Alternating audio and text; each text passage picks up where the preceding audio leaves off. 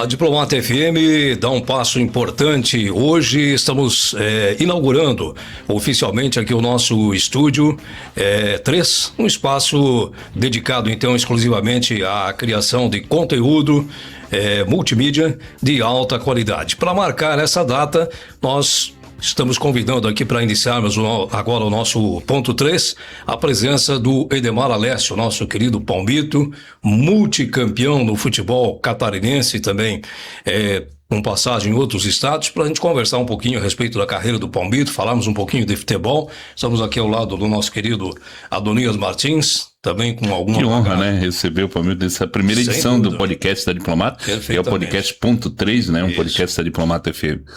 É isso aí. Palmito, nós andamos juntos durante algum tempo aí nessa lida do futebol, né?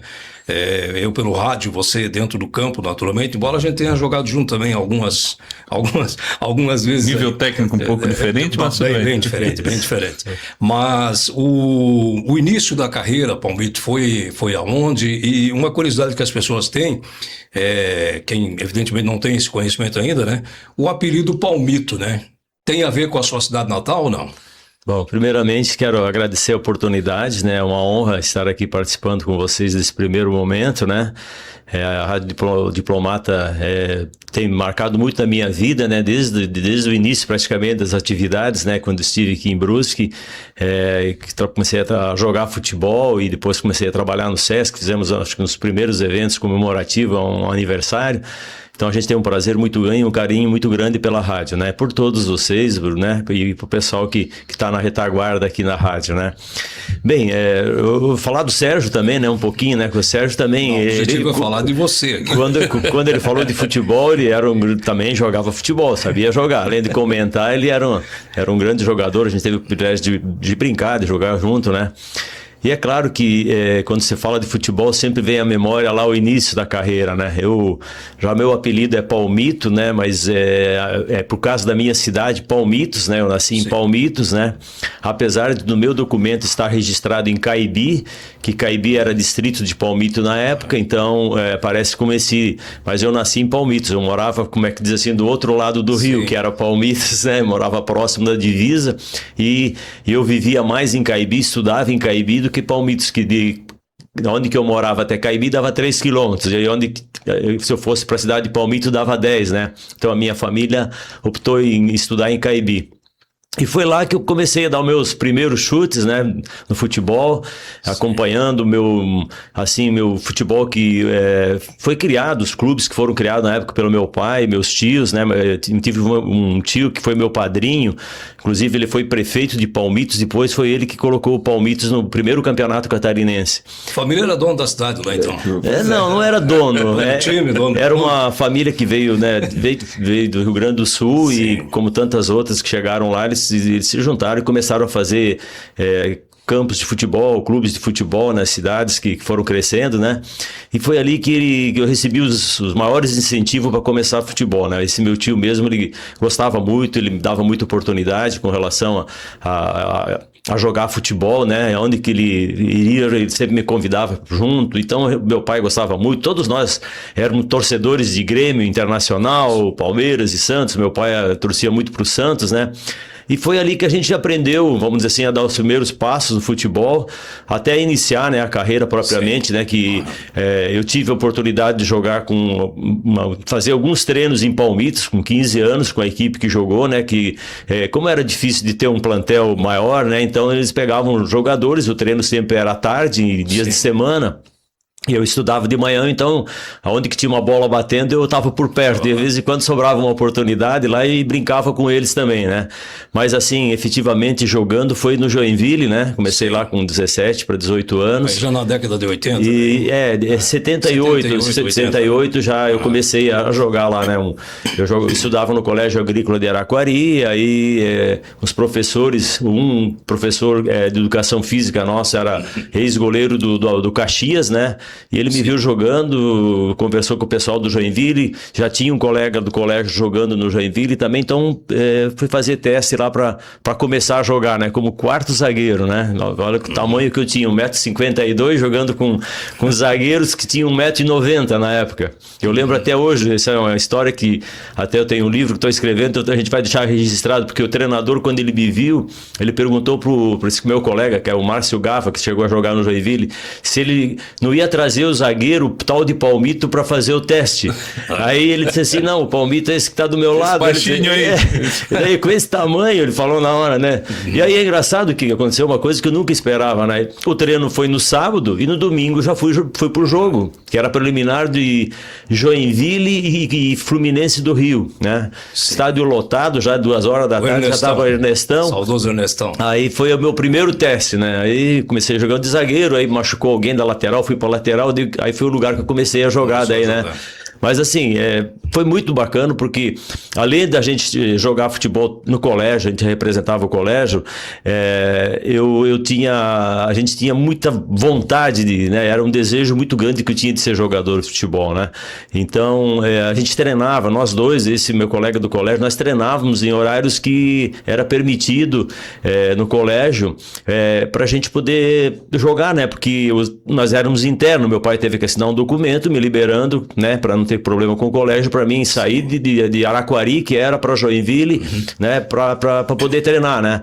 Então ali foi uma grande escola, aprendi. O nosso técnico, o primeiro técnico, Linor do Rosário, foi um cara muito correto com todos os jogadores. Aí a gente aprendeu muito, a gente tinha uma convivência muito grande com os jogadores do Joinville, que era o clube que estava começando na época, né? Trazia muitos jogadores de nome, Ladinho, próprio Balduino, foram uns jogadores Sim. que orientaram muito a gente. Aí junto com o Nardella depois, Barbieri, Zé Carlos Paulista, a galera toda, né? A gente acabou jogando. E o falecido Wagner, um zagueiro também, que era muito correto também. Que veio do Rio. No Corinthians depois também. Ele jogou no Palmeiras, jogou em times, né? Mas assim, foi ali o início de tudo, né? Na base do Joinville, né? Agora, o Sérgio falou, até brincou aqui a questão da família ser dono da cidade, mas o que nos remete também? Você falando um pouquinho dessa história, do início, a importância já da família, né? Do envolvimento, né? Da família, você falando do seu pai, enfim, a importância que isso tem, não só lá atrás, mas nos dias de hoje também. Meu pai, eu fui estudar nesse colégio porque meu pai era motorista de caminhão e levava frete de São Miguel do Oeste a Porto de São Francisco, e eles viram esse colégio. Mas como era longe, eles não queriam que eu fosse para lá, né? Daí eu falei, não, eu vou fazer o teste. A gente tinha que fazer um teste na época, né, que era um teste para a gente entrar no colégio. Eu acabei passando, eu digo, não, eu vou estudar. E aí, assim, eu tive que aguentar, imagina, com 15 para 16 anos, eu tive que aguentar sozinho, nunca tinha saído de casa, né? Mas foi uma das maiores escolas, o colégio era interno, então a gente fazia tudo ali dentro do colégio, é claro, sempre com o apoio da família, né? Que sempre foi importante em todos os momentos, né? A família que a gente tinha quando era filho, né? E depois a família que eu tive quando era marido, esposa, né? Sim. Também a carreira de jogador, eu joguei 17 anos futebol profissional. E praticamente a gente não tinha final de semana, né, com a família, né? Então a gente tinha que ter entendimento também da esposa, né? Depois das filhas, né? Mas graças a Deus deu tudo certo e a gente fica muito feliz por ter passado toda essa trajetória em todos os clubes que eu passei, hein? Certo. Palmito, antes da gente falar da tua vinda para Brusque, o título de 92, dá uma recapitulada aí os clubes que você passou antes de jogar no Brusque em 92 e onde é que você conquistou títulos. E eu não posso perder a oportunidade de pedir para você contar uma história que a gente viveu praticamente juntos, né? Na época, eu trabalhando na Rádio Indicondá em Chapecó, o Palmito jogando na Chapecoense, e o técnico da Chapecoense era o Capitão Froner, né? Saudoso Capitão Froner. E o Capitão Froner tinha uma planilha. Uma planilha, Adonias, uma planilha assim com uns bonequinhos de madeira, né? Que ele fazia a preleção pro pessoal lá e tal. E o Froner era um pouco nervoso, né? Pra não dizer bem nervoso, né? Capitão Froner, mas era muito gente boa, né? O Capitão Froner era muito gente boa. E era capitão do exército mesmo, por isso é Capitão Froner. E o Capitão Froner foi fazer a orientação e de repente no meio da preleção ele ficou meio nervoso. Aí ele mexeu com as mãos, bateu, derrubou os bonecos, todo o esquema tático. Perdeu todo o esquema tático, né, Palmito? Essa história é bacana porque seu Froner, ele cortava os bastõezinhos da cor azul e vermelho, que era Grêmio e Inter, né? E ele sempre, o time dele era o azul, né? Que ele era gremista, né? Aí, quando balançava algum jogador, dizia, já tá pipocando, ele dizia, o jogador já tava pipocando, caiu os bastõezinhos, né? Mas legal, esse foi uma escola muito boa, um treinador muito, né, renomado, né, um treinador que treinou o Flamengo. E aquela grande campanha, né, de 87. Hoje na história, é uma das melhores campanhas que a Chapecoense já fez. Foi o maior pena de todo a gente não ter conquistado o título, porque a gente ganhou os 4 turnos do Campeonato Catarinense na época, né? Foram 75 pontos no ano. Ficamos 10 pontos na frente do Joinville, que foi campeão. Tivemos o artilheiro do campeonato, o goleiro menos vazado, o maior número de quilômetros rodado de Santa Catarina, né? Que a gente fazia uma quilometragem. Na época ele tinha medo de ir pela Serra do Rio do Rastro, nós íamos até Porto Alegre, pegava freeway para jogar em Criciúma, para você ter uma ideia de quilometragem, né? Mas foi bacana, eu acho que essa história toda a gente aprendeu, né? Nós temos, esse foi um grande mestre também aqui no Marcílio Dias, né?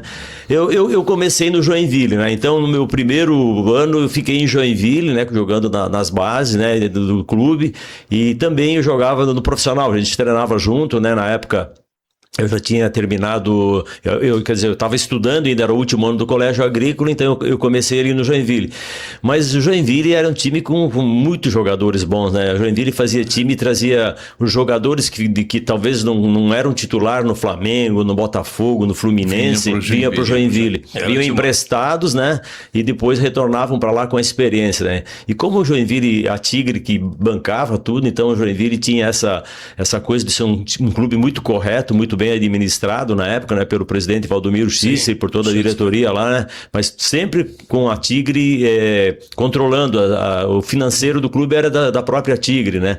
Então esse clube se estruturou muito bem. Então quando se falava em Joinville no segundo, terceiro ano, todo mundo queria vir jogar no Joinville, principalmente de outros clubes, porque era o sonho, né, não atrasava pagamento, sabe como é que era o futebol antigamente, tinha muito atraso de pagamento, e o Joinville foi um time muito correto nisso. E aí vieram muitos títulos, né? Vieram títulos que foram dando credibilidade também, né? Eu no início eu preferi sair, eu acabei jogando meu primeiro campeonato catarinense pelo Juventus de Jaraguá, eu ainda era amador, fui emprestado pelo Joinville, né, da base, e fui jogar o campeonato catarinense, né? E aí, quando eu voltei com a expectativa de jogar, mas eu senti que eu não ia ter oportunidade. Eu queria jogar, na verdade, eu fui pro Jaraguá para poder jogar, eu só não joguei do campeonato 2 partidas que foi contra o Joinville, por ser jogador emprestado, eles não deixaram jogar. Mas no base eu joguei todas as partidas do campeonato. Então para mim foi uma experiência muito boa, porque eu pude aprender com grandes jogadores, então, né? Jogava contra Bira. Então essa história de não poder jogar contra o ex-clube já tinha lá atrás. Não, já era, não deixavam. E assim, os jogos, mesmo assim, nós tínhamos 5 jogadores emprestados, acho que jogavam 2 só, mas era 2-1, 1-0, era difícil. Jogar no interior antigamente era mais difícil, né? Não existia essa facilidade que hoje tem, a segurança, né? Existia uma cobrança muito grande da própria torcida, pressionavam os jogadores, pressionavam todas as arbitragens, né? Mas aí do Joinville, voltando lá pro clube, veio um profissional lá de São Paulo para trabalhar no clube também. Ele era auxiliar de um treinador que o Joinville trouxe de fora, e ele era conhecido, tal de Floriano, e ele era de Bragança Paulista. E quando ele viu eu treinar e viu que eu não ia ter oportunidade, ele perguntou se eu não tinha interesse de jogar no Bragantino, né? Aí eu disse, não, tenho. Aí ele convenceu os diretores, queria jogar. Eu acabei indo para São Paulo, né? Aí fui para São Paulo, joguei 5 a 6 meses no Bragantino, né? Isso em 1981, né? Aí o Joinville teve o lateral direito, era o Galvão, que veio do Vasco da Gama, né? Um grande profissional. E ele acabou se machucando. E o Joinville, anos depois ele foi pro Criciúma. E aí ele acabou se machucando. E como eu tinha começado minha carreira como lateral direito, jogava de volante também, jogava até de zagueiro, joguei em várias posições no Joinville mesmo. O clube pediu para mim voltar. E aí eu não queria voltar, na verdade, porque eu estava muito bem lá. Eu era artilheiro do time, jogando de cabeças de área, tinha feito 5 gols em 12 jogos. Já assim. Fazia gol de falta, gol de falta, fazia muito gol de falta. E aí não teve jeito, eles negociaram, abriram mão do valor, inclusive, que tinham pago pelo empréstimo. para voltar. E aí eu acabei voltando para o Joinville, aí comecei a minha carreira ali no Joinville. Eu joguei praticamente 9 anos, né, consecutivos no clube, né? Ainda saí em 85 para jogar no Novo Hamburgo, né, no Rio Grande do Sul, né? Fui jogar lá, fui emprestado para o Novo Hamburgo, lá no que eu conheci o Solis, o Bob eu conhecia, mas foi a primeira vez que nós jogamos junto com o Solis, com o Bob, com o Zé Melo, o Bizu. O Novo Hamburgo tinha um time bom, um time também trazia alguns jogadores do Grêmio, do Inter para jogar, o Anchetinha, que era do Inter, e o Robson, que era do Grêmio. Aí nós fomos campeão do interior lá também no Novo Hamburgo, né? Ficamos atrás de Grêmio e Inter só, né? Que eram os times grandes, mas o Novo Hamburgo fez uma feita, ela fazia 16 anos que não ganhava no Beira-Rio do Inter, nós ganhamos lá o time do Rubem Paz, aquela época, né? Tita do Flamengo jogava, Mauro Galvão, Mauro Pastor, Tafarel.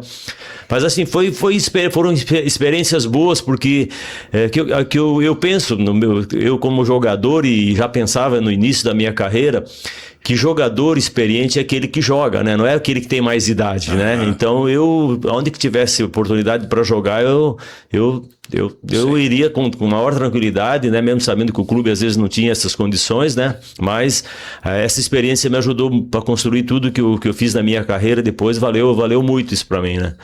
Foi assim que você veio parar no Brusque em 92, Palmito, com essa ideia, com esse pensamento? Eu no Brusque, eu ainda passei do Joinville, fui vendido para Chapecoense, né? Sim. Fiquei em 87, né? 87. E aí em 88 o Livir Coupe veio para o Marcílio Dias e eu fui contratado para o Marcílio, montaram uma equipe boa ali com, na época, Rosemiro, Nélio, Valtair, grandes jogadores do futebol brasileiro também. E aí eu fui pro Marcílio Dias e o Livir Coupe foi pro Criciúma. E o Criciúma daí montou um time forte na época, que foi praticamente o mesmo time que foi campeão da Copa do Brasil depois, né? E no 89 nós fomos lá e fomos campeão catarinense. E aí eu não fiquei no Criciúma, daí em 90 eu voltei pra Chapecoense, né? Na época eu tive muito problema com uma filha mais velha, com questão da fuligem do carvão lá. Acabei, né? Tinha um problema antigamente lá. E aí eu voltei para Chapecoense, e da Chapecoense que eu vim pro Brusque daí, né? Eu não permaneci aqui porque eu vim em 90 para jogar a Copa Santa Catarina, né? Foi a primeira experiência que eu tive aqui em Brusque, né? Foi muito boa, inclusive, porque a gente tem até a foto dessa época, 6 jogadores da base jogavam no time profissional, né? E nós fomos vice-campeões. Na época, perdemos a final pro Figueirense, né? Foi uma campanha bem interessante que a gente fez. E aí eu voltei na época, eu fui pro Blumenau, né? Blumenau comprou meu passe na época, e depois do Blumenau eu voltei para Brusque e aqui permaneci por bastante tempo. Ainda antes de encerrar minha carreira, joguei no Matsubara do Paraná e no Santa Cruz do Rio Grande do Sul também, né? Acabei jogando lá uns meses também lá. Mas assim, a vinda a Brusque foi muito interessante, né? Principalmente porque o Brusque estava montando uma equipe, né? Que na época meio que a gente tinha feito uma campanha boa nos anos seguintes também. Sim. Mas em 92 ele contratou vários jogadores do Rio Grande do Sul, trouxe o Jobert, o Zeca Albuquerque, né? Que foi um grande profissional. E a gente teve a felicidade de ser campeão aquele ano, né? Com Sérgio toda essa Rodrigues, história. né? Que era o Sérgio Rodrigues, foi o supervisor, né? E falar desse título, né, de 92, de toda a construção desse título, daquele grupo, o que aquele grupo tinha de especial, né, que te traz a memória? Aliás, aquilo ali era que dava para chamar, que dá para chamar de grupo realmente, né? Que eu lembro que o Brusque tinha uma estrutura muito pequena, na verdade, na época, o elenco, inclusive, era um elenco bem enxuto, né, Palmito? Mas a unidade do grupo, como disse o Adonias, e a importância do grupo, acho que foi isso que levou o Brusque a ganhar o campeonato. Exatamente, né? Acho que foi o grupo muito unido, porque quando se falava em ser campeão, o Brusque ser campeão, praticamente ninguém apostaria no Brusque, né? A gente tinha o Washington, né, um jogador experiente, já tinha passado por clubes grandes, né? O Solis, né? Eu também tinha já um pouco de experiência, né? Já tinha ganhado 6 títulos catarinenses também, já tinha jogado vários campeonatos brasileiros, mas o fundamental foi a união desse grupo, né? A gente teve alguns no início, normal, né? Todo mundo se conhecendo, a coisa não estava andando como devia, né? Mas depois, com muita conversa, né? A gente conversava muito, principalmente com os jogadores mais jovens, né? Sim. Muita gente achava que futebol era outras coisas também, Sim. além do futebol, e a gente botou, cara, futebol a gente precisa tá inteiro, até porque, como o Sérgio falou ali, nosso time era limitado, não tinha um plantel que tinha substitutos à altura para os jogadores, né? Tinha jogadores, inclusive, que eram meio que coringas, né? Que jogavam em duas posições para poder ajudar, né? Que você foi muita parte da sua carreira também, né? Muito coringa. A carreira inteira eu comecei numa posição, foi para outra e a gente foi se adaptando, Era né? o caso nesse elenco do próprio Sidão, né? Sim, sim. O Sidão, Adonias, para você que não estava aqui na época, o Sidão jogou de lateral direito, de volante, até de ponta esquerda. O Sidão chegou a jogar naquele elenco ali, né? E ele chegou meio por acaso aqui também. Eu acho que isso foi importante, que a maioria dos jogadores entenderam que a gente precisava se doar para aquilo, né? Então, não tinha um preparador físico muito bom fisicamente, a gente estava muito bem, era um time muito forte fisicamente, né? Então, nós praticamente aqui dentro era difícil perder um jogo, a gente ganhava o jogo mesmo na pressão, mesmo na força, né? Força que eu digo é força leal mesmo, né? Jogando com disposição, né? Esse é o time aí, ó. E aí, esse grupo aí se uniu em torno de um objetivo. A gente já ganhou a Copa Santa Catarina no meio do campeonato, né, que a gente estava disputando e teve um problema aí com Cláudio Freitas na época, e depois houve a reversão no tribunal, e aí a gente foi para a final com o Inter de Lages, fomos campeões, né? E aí, quando a gente entrou pro hexagonal e que a gente conseguiu chegar em segundo lugar, então não foi à toa que o clube mostrou ficou na frente de Joinville, de Avaí, de outros grandes clubes, só perdeu pro Criciúma, né, que era aquela potência que um ano anterior tinha sido campeão da Copa do Brasil, né? Só que pela estrutura do clube e pela experiência dos jogadores, fez com que a gente almejasse isso, né? Eu fui um dos caras que botei muito na cabeça da gurizada e dos jogadores mais velhos, não porque já tinham essa experiência, mas que era possível ser campeão, né? E eu levava muito aquilo, falava assim, ó, se chegar na final a gente é campeão, porque eu nunca perdi nenhuma final que eu disputei. E acabou motivando as pessoas para isso, né? Os atletas que estavam ali, e todo mundo foi vendo essa possibilidade. A partir da primeira rodada, né, do primeiro confronto, nós jogamos contra a Chapecoense, e aí o Criciúma jogou contra o Avaí. E teoricamente o favorito era o Criciúma, né? Porque fez a melhor campanha, ele ia decidir todos os jogos em casa. E acabou sendo eliminado pro Avaí. Então nós ficamos como o time que ia decidir em casa se a gente chegasse para a final. Então houve uma motivação maior, a própria torcida se motivou muito com isso, a diretoria, e daí viram que o time não estava para brincadeira, né?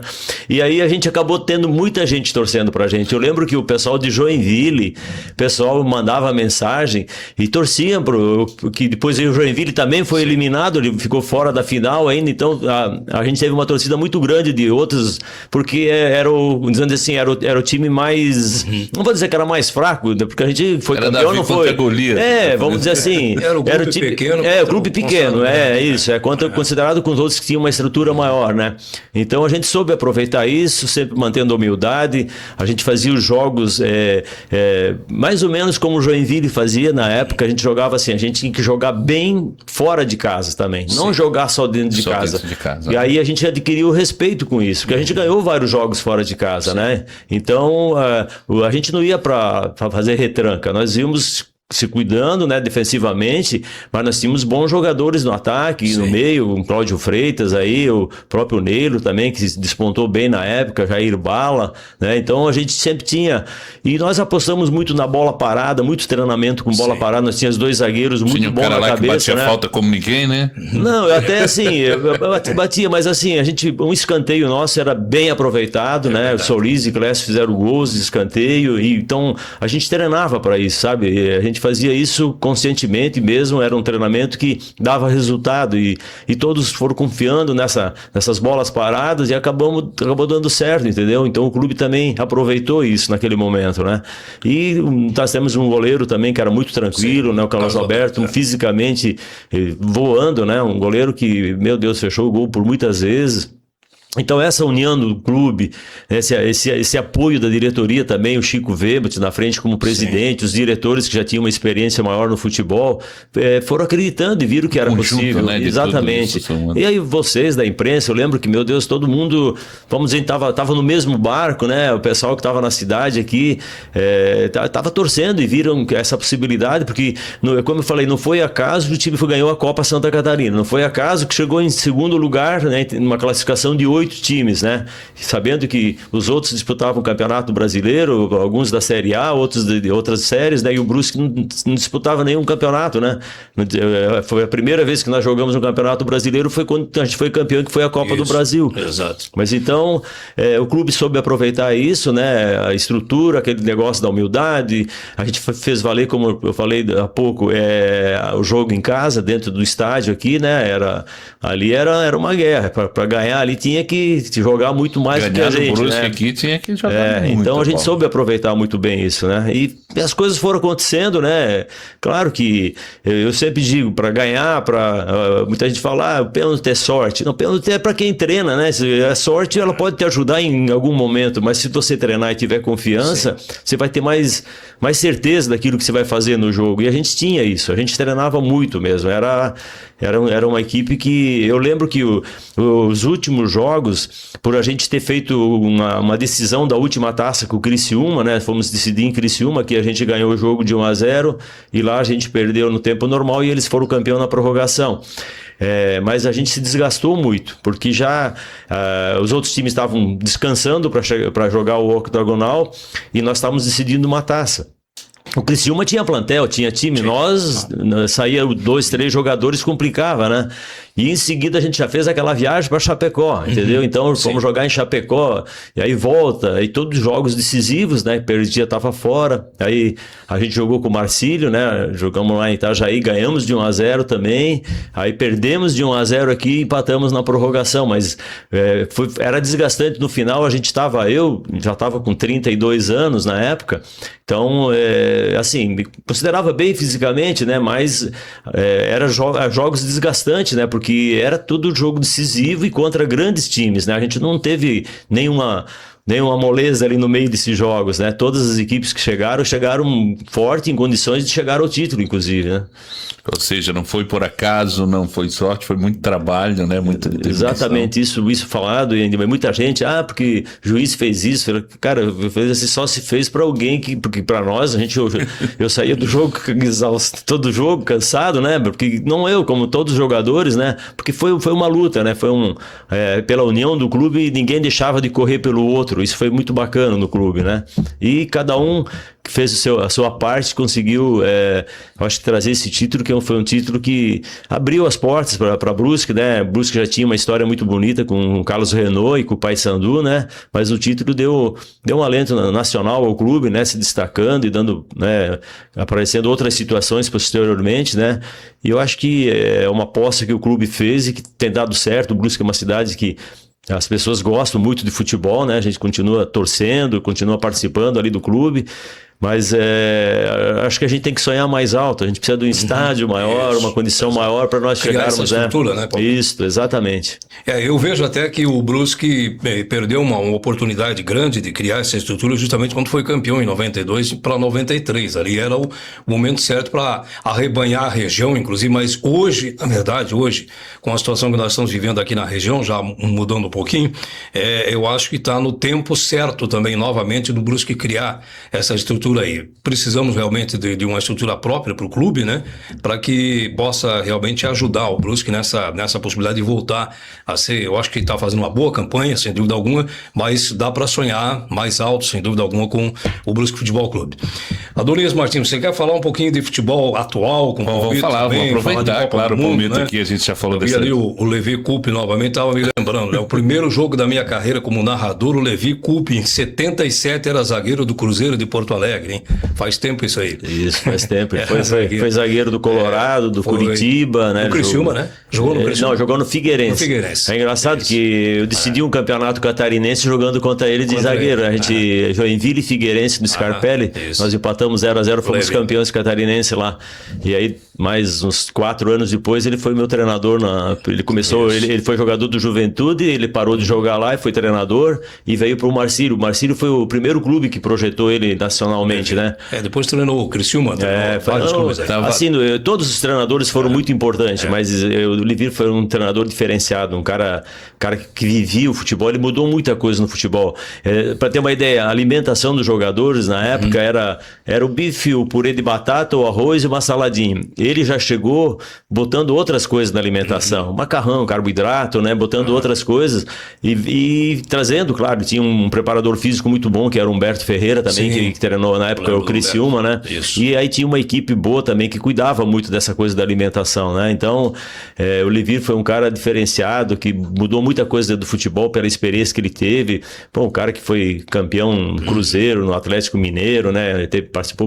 Passou pelo Internacional também, outros times, né? Mas é um amigo que a gente tem muito até hoje. Agora, Palmito, antes da gente falar do Brusque atual agora, fazer uma pergunta. Naquele elenco do título de 92, queria que você falasse um jogador, um destaque que chamava a atenção, que às vezes não aparecia tanto assim, né? Mas que você achava assim, esse cara é fera demais também naquele elenco ali. Sei que é difícil, porque eram tantas feras ali, mas um jogador que te chamava mais atenção e que era mais tímido, podemos dizer, aquele que comia pelas beiradas ali no time. Tinha? Tinha. Todos os jogadores jogaram, assim, tinham o seu destaque, né? Todos os jogadores, se a gente for analisar um por um, todos eles eram jogadores que estavam no mesmo nível, né? Nós tínhamos aí uns 15 jogadores, 16 que estavam praticamente no mesmo nível, né? Um jogador que me marcou muito, porque como eu jogava de meia na época, e jogávamos com 2 volantes, que me chamou muita atenção por ser um jogador que sabia ocupar muito bem o espaço, era o volante, o Miller, né? Um gaúcho, né? Ele não aparecia muito no jogo, só que assim, ele cobria muito bem, ele protegia muito bem a frente da área. Então ele dava liberdade pra gente subir tranquilo, atacar, né? Eu joguei no Brusque de meia com ele, de volante, e depois, mais no final, o seu Frone, ele usava o tipo no quadrado no meio de campo. Ele jogava o Miller e o Rildo, né? Como volantes, e aí o Cláudio Freitas como meia, hora um, hora outro, fazendo a função de um ponta falso, vamos dizer assim, né? E foi um lugar que eu gostei de jogar, eu joguei muitas vezes nessa função, porque era uma posição que a gente jogava entre 2 marcadores, né? E aí dava oportunidade da gente receber muita bola e criar muitas jogadas, né? O Cláudio Freitas também é um jogador que criou muitas oportunidades para nós, né? Mas que chamou a atenção foi o Miller.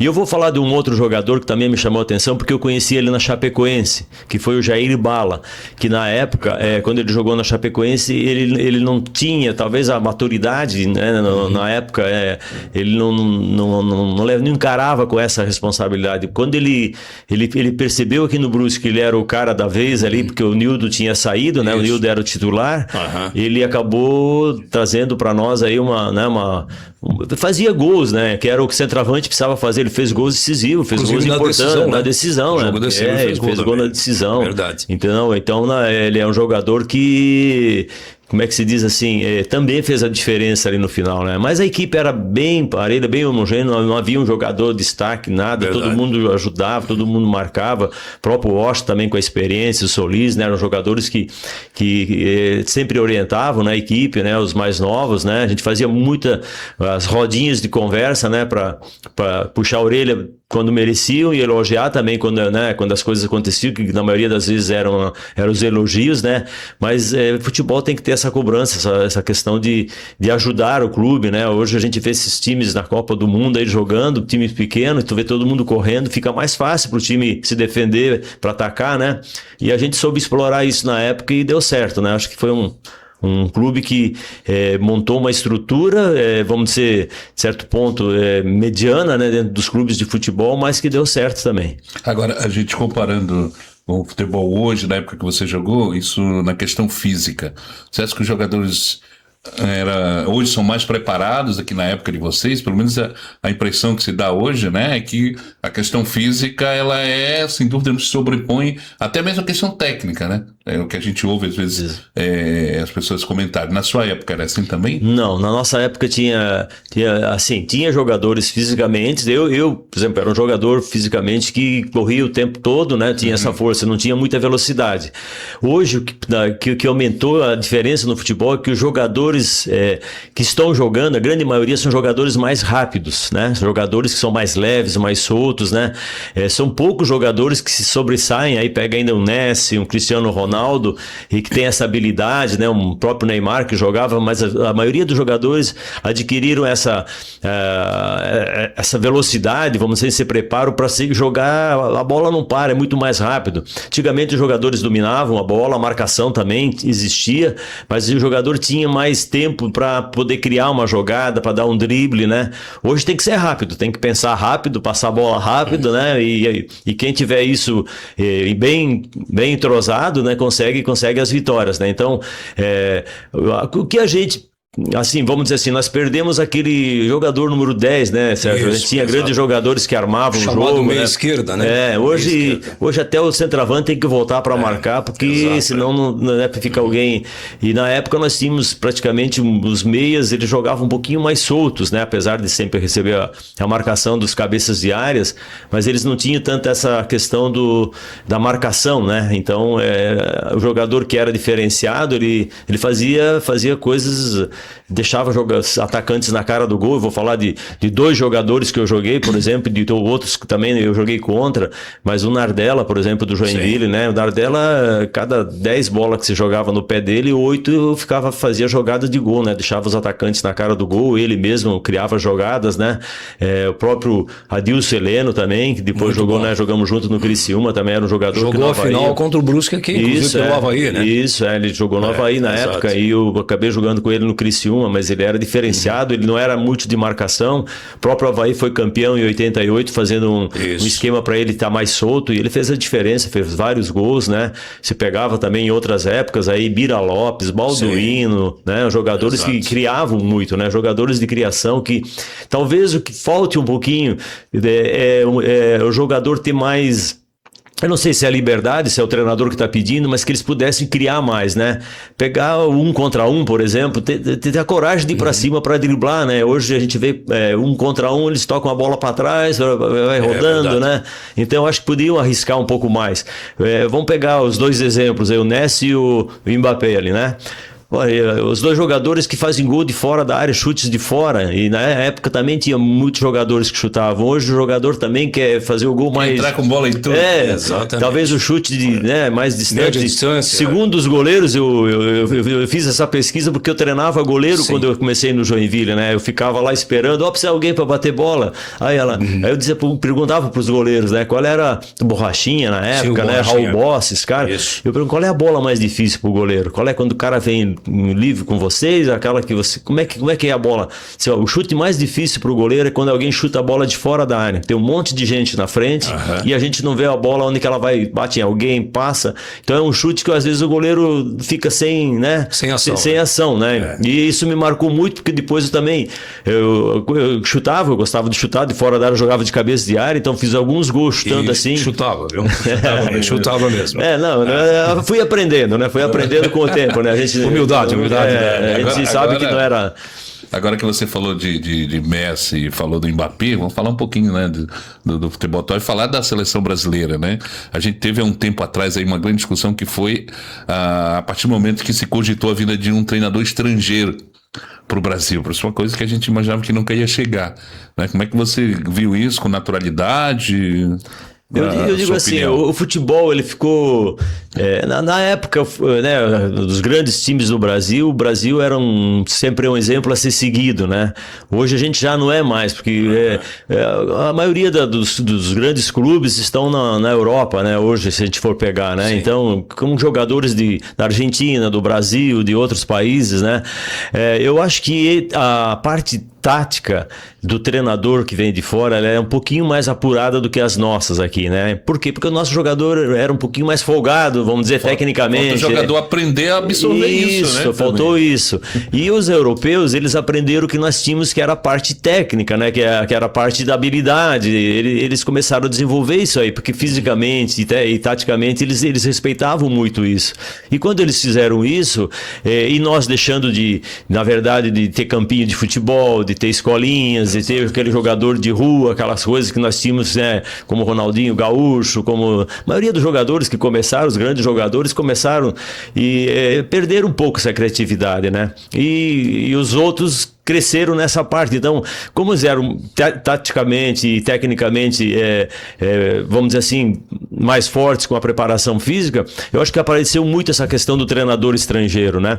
Nossos treinadores, nós temos treinadores bons no Brasil, mas hoje talvez eles não tenham esse crédito de ficar esse tempo todo na frente de uma seleção, num time de futebol. Você vê que o treinador que veio de fora que está mantendo aí é o Abel, né? Que não é brasileiro, né? Mas é um grande treinador também. Eu viria ele também com um dos grandes treinadores para a seleção brasileira, né? E o Ancelotti não tem o que falar, porque além de ser um grande jogador, também teve uma experiência muito grande, né? Como técnico em grandes clubes, né? Da Europa, né?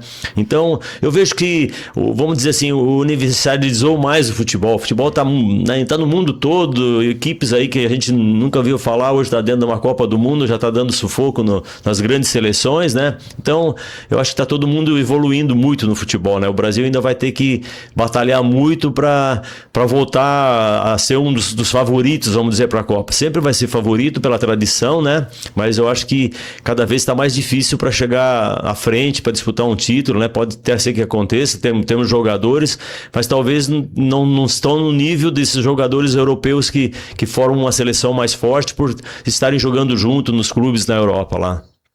Neymar na seleção, a convocação do Neymar, Palmito.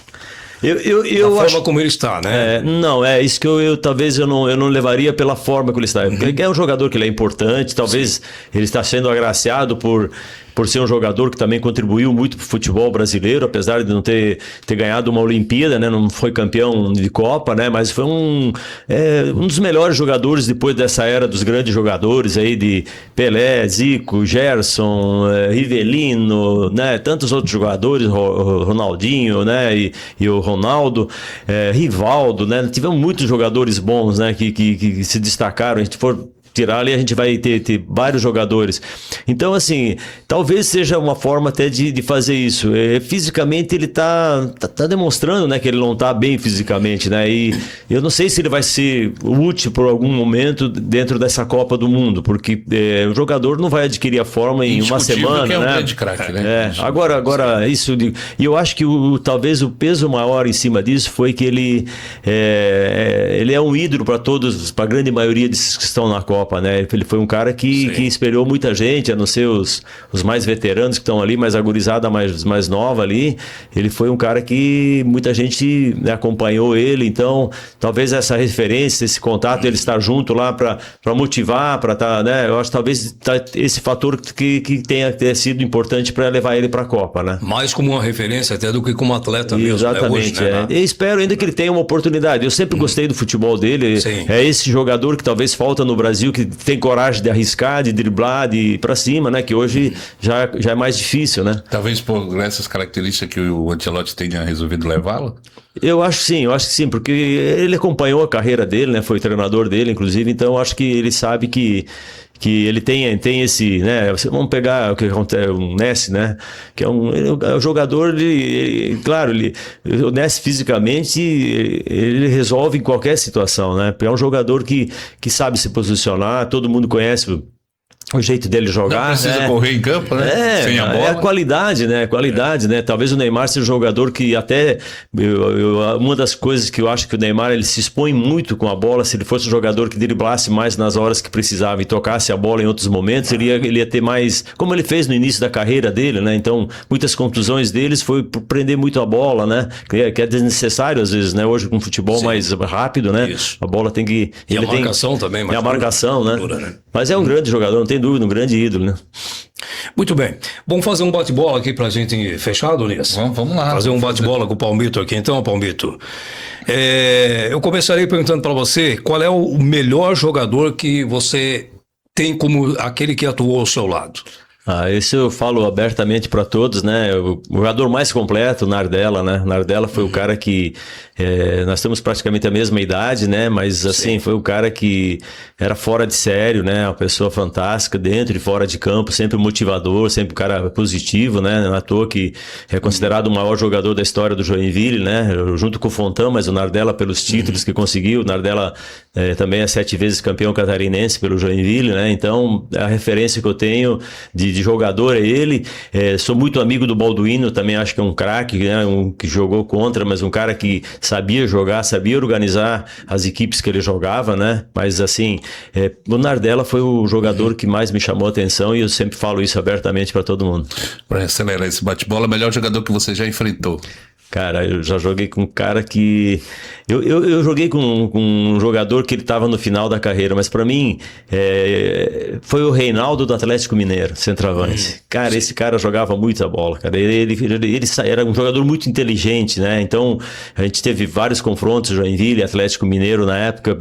Foi o jogador que mais me encheu os olhos pelo que ele fazia dentro de campo. Às vezes ele dava drible de corpo sem bater na bola, ele tinha isso. Foi uma pena ele ter feito aquelas cirurgias no início da carreira, né? Mas era um grande jogador, um cara fora de sério, para mim foi ele.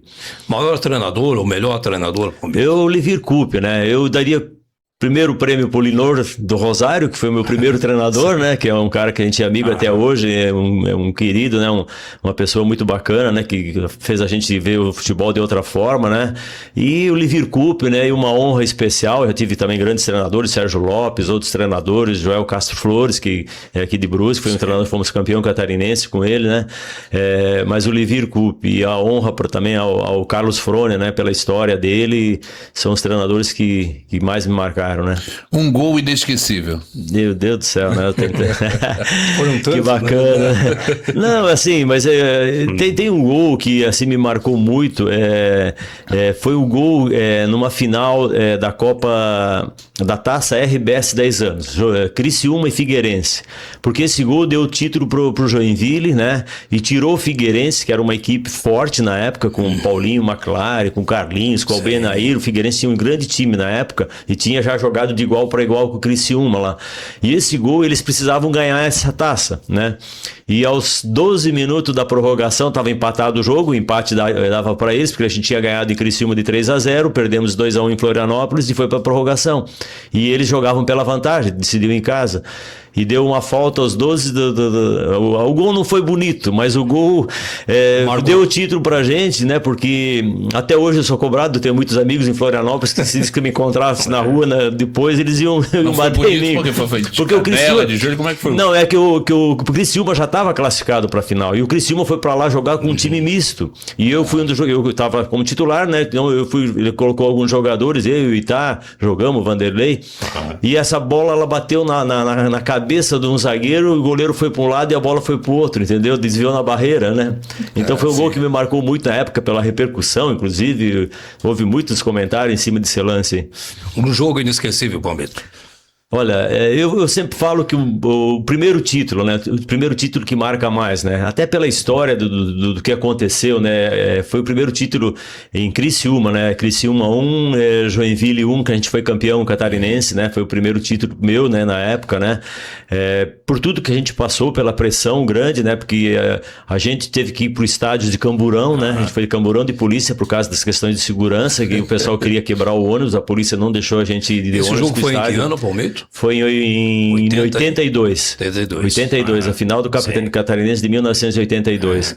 E a gente não pôde nem ficar na cidade alojado, ficamos lá em Ibituba, né? Sim. Então já foi uma pressão grande e o Criciúma tinha um grande time, não precisava nada disso. O Criciúma já por si só, ele tanto é que ele foi decidir em casa, era a melhor campanha do campeonato, né? Jogava jogadores, o China, que tinha jogado no Botafogo, o Zé Carlos, o goleiro, o Yura, um monte de jogadores, né?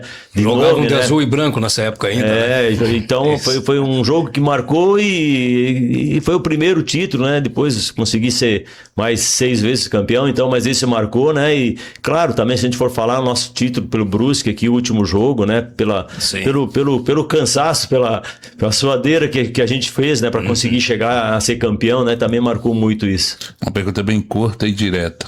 Pelé ou Maradona? Pelé, toda a vida, né? Maradona é um grande jogador, mas jamais teremos um jogador como o Pelé. Ele, como é que... acho que tem uns amigos dele que falam, né? Ele é de outro planeta. Acho que o Pepe falava isso, né? Isso. Messi ou Cristiano Ronaldo? Olha, eu sou fã do Messi, né? Eu acho o Cristiano Ronaldo um baita de um jogador também, um jogador muito dedicado, mas o Messi é mais completo, né? Um jogador que tá aí, ó, tá batendo no recorde, né? De gols na Copa, então não é à toa. Ele só faltava uma Copa para coroar, né? E eu acho que a Argentina deve se encaminhar novamente, né, para ficar entre os melhores, né? Então não dá para dar muita brecha porque o homem tá jogando muita bola ainda. Um craque do Brusque de todos os tempos. Olha, eu diria assim, é um amigo que eu tenho, né, até hoje, né, que é o Washington, né, um jogador que talvez já jogou na época que passou muito, transmitiu muito para outras gerações também, né, que jogou muitos anos aqui no Brusque. Foi um jogador que me marcou, a gente tem uma amizade até hoje, inclusive com família, né, então é um jogador que eu admiro muito, foi o Washington. Muito bem. Estamos chegando aí no final, então, Palmito. Foi, sem dúvida alguma, um prazer para nós e certamente nós teríamos aqui possibilidade de continuar por muito tempo ainda, porque história não falta, muita né? História, mas né? Queremos agradecer aí a satisfação de tê-lo conosco aqui e reviver, né, um pouco dessa história vitoriosa da carreira no futebol catarinense e o prazer de você ter permanecido em Brusque também, até hoje estar conosco e totalmente integrado à sociedade brusquense. E para mim é um prazer de conhecer um pouco mais da sua história, de poder, né, ouvir também os seus comentários a respeito da situação do futebol atual, de seleção brasileira, muito enriquecedor para mim. Olha, eu tenho que agradecer a oportunidade, né, a Rádio Diplomata, a vocês, o Sérgio, a gente tem uma amizade de longos anos, é um cara que não mudou desde a época, sempre foi esse cara correto, esse cara, né, bacana, então a gente gosta muito de estar falando de futebol em todos os momentos, acho que é muito bacana também vocês estarem abordando esses temas, abrindo esse espaço, né, então fico lisonjeado, né, pela oportunidade também, né, e a gente está aí à disposição quando precisarem, né, mas parabéns a vocês pela nova proposta aí, né, que a Diplomata siga em frente aí, fazendo os seus programas e a sua programação aí como tem feito ao longo desses anos todos. Obrigado, então, Palmito, por participar aqui do nosso podcast Ponto 3.